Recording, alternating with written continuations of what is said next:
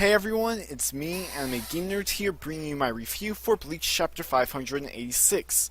Now, to get things right off the bat, I'll just go in, the key focus of this chapter. It's basically Ishiko meeting up with Uyu and discovering that Uyu is now working for Juha. That is more so the key point of the chapter, and while it does happen in the second half, mainly because Kubo's pacing, you could say there's very little that goes on in this chapter, because of the way Kubo draws his panels, big panels with no dialogue. In fact, literally in the first page we see a panel that's 75% of the page long and no dialogue.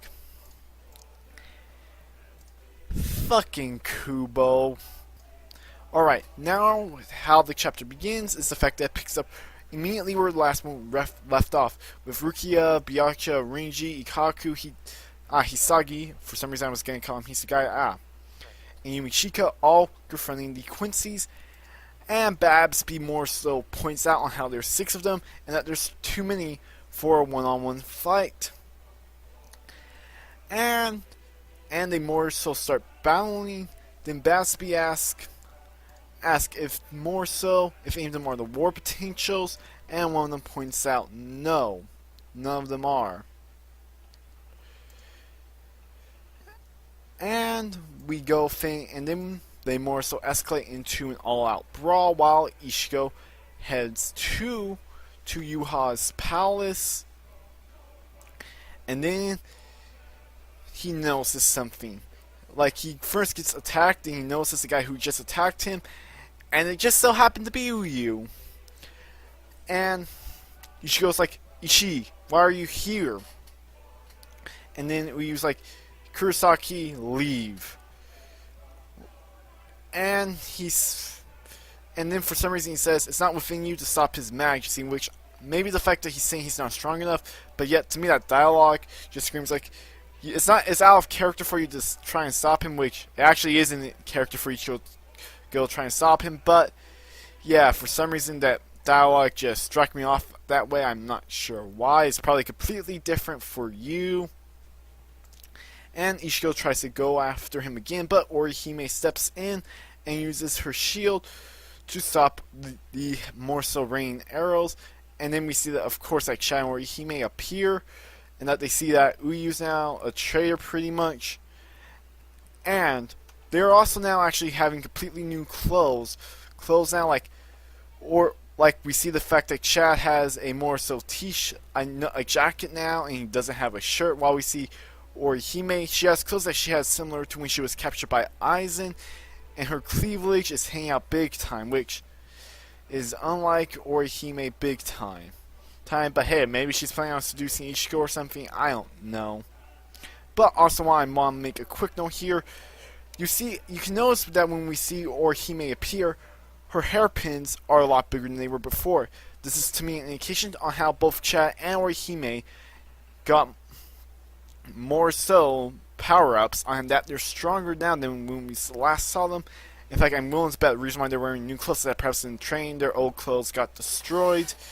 And considering how supposedly Grimjaw was with them, I wouldn't now be surprised if we see him at the fairing of the last chapter, or Kubo cock teases us big time with Grimjaw.